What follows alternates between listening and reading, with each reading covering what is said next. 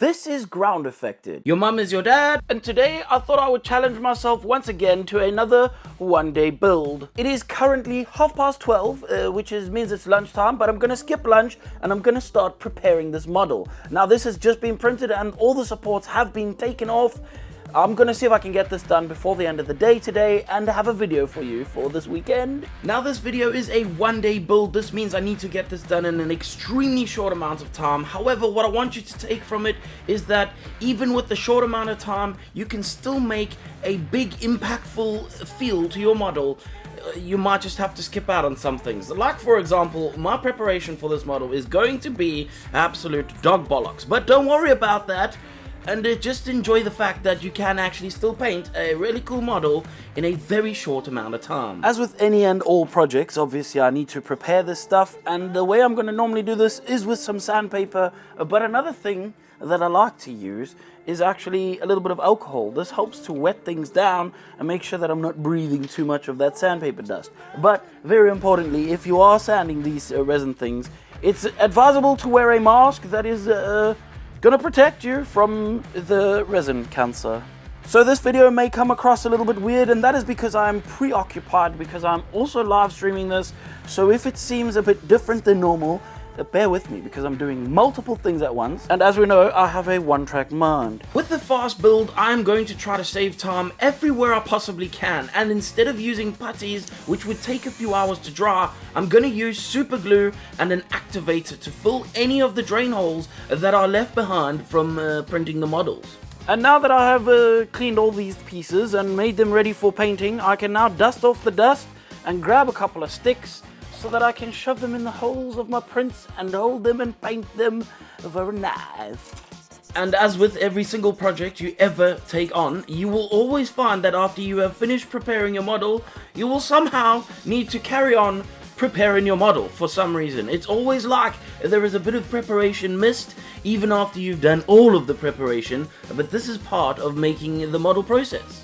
And now that I have a way of holding the parts so that I can paint them and put them into a precarious place to dry later on, I can now proceed to the painting part of painting the model. Obviously, I'm not going to paint primer onto my clear parts because that would be weird and I would be sad after I've done that. And this is because primer is a very good thing to use to prepare the surface of your model. However, 99.9% of the time, a primer is a solid color. And for the wings, I do not want them to be solid. I need them to remain see-through. So I dust them with a little bit of blue to give them a slight tint on the insides. And I use a satin varnish over the top of them just to make them not look just too matte. Because too matte would be no good. Also, just a friendly reminder, if you are not hanging your models precariously, you are really and truly not hobbying well enough. Now the next step for me is to take some white ink and prepare the zenithal highlight.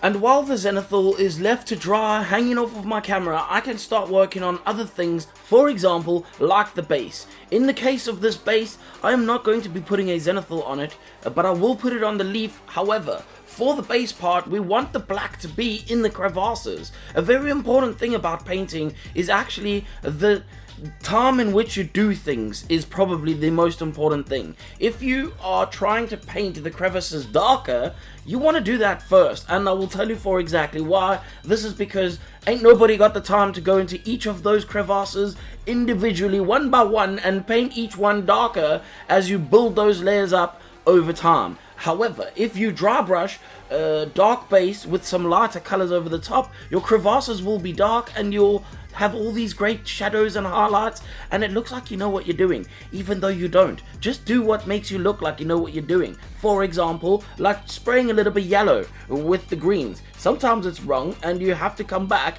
and spray another green over the top, but don't worry about it. Just do that. I'm also going to use on the bottom part of the base a matte varnish. This is going to help it to look different somehow. I'm pretty sure that all it does is changes what the surface looks like, and that's pretty much it. I always use a wet palette. If you haven't noticed already, I don't always show it in my videos, but a wet palette is probably the most important thing to my entire painting process. Anyone who tells you different probably doesn't use a wet palette. Now, my style of painting is slightly different to that of what most people may consider a large-scale statue painter to paint like. Let's just put it that way. I do not paint the skins overall and tint them and make them look like whatever it is they're meant to look like. I have a very specific style which is more akin to miniature painting than it is to large scale statue painting, if you even want to make any kind of difference between these two hobbies. Basically what I try and do is to create the light source on the surface of the model myself. I don't actually care if you're looking underneath my model and she or he looks like he is a purple grape, because that is not the way I want you to be looking at my model in the first place. And if you can see the purple in the shadows of my model, you need to put my model back down on the shelf before I kick you in the nuts. Speaking of placing the lights, I am now placing the light highlight areas on top of the skin. To do this, I add a bit of white. I will tell you what the problem is with doing this in the first place is though, and that is that adding white is instantly going to take away some of the saturation of your model. Now I want to just explain something. Orcish dermis is usually the color that I use in this step. However, I'm just showing you here that using barbarian flesh as well as a little bit of red ink will give you a almost identical, if not the almost exact same thing. And I say almost because it's obviously not the same thing, and sometimes you make a massive mistake by spraying everything everywhere. Like I said, I was doing this video live to my Patreon, so it kind of one of those things that happen. It happens all the time. Mistakes happen, but I'm just gonna dab all of that paint off and I'm gonna carry on with that layer. But it does mean I'm gonna have to come back and spray over those skin tones again. You won't see it in this, obviously. It's gonna take too long to do that, but this layer of adding yellow is very important. I had someone comment in a video previously that I did something different after adding the yellow because suddenly the skin looks so much more saturated. Well, my friend, this is because the yellow is the color and you've put it on top of white. Do you see? You remember the part where I put white in and it desaturated things?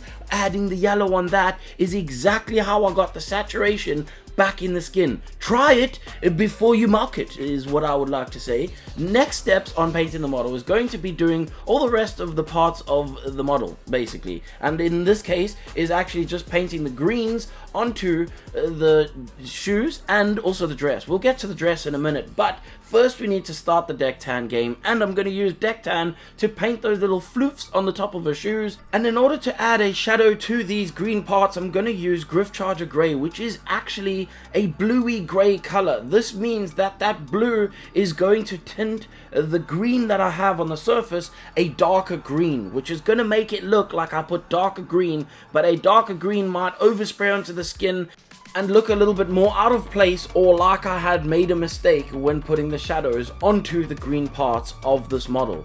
I want to just mention that painting this light green over everything, even though the color underneath is fairly light, took at least 3 layers to make sure it was flat enough.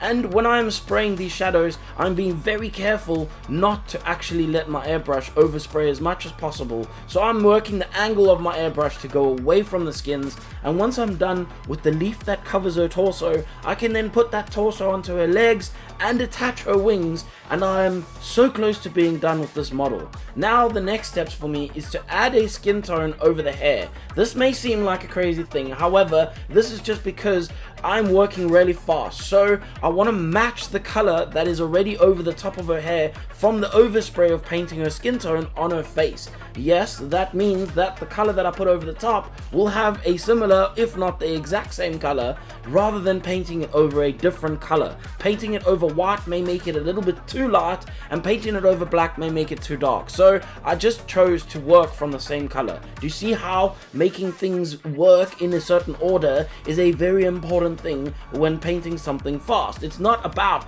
cutting too many corners, except for when you do what I do and cut all the preparation and leave all the marks on the skin, as well as not cover up any of the seams on the arms. But we won't talk about any of that stuff, because if you look at it with squint eyes, it still kind of looks cool, and it looks like I painted the model fairly well. So let's move on and keep our eyes squint as we move on to painting the eyes, because obviously this is a difficult part of painting models, and there is no easy way for me to say this, but you just have to suck it up, buttercup, because there is no magic trick to doing this. You have to just learn how to do this. And if you want to learn how to do this, the best thing is probably to print yourself about 25 different heads and just paint the eyes of those heads over and over until you can paint those eyes.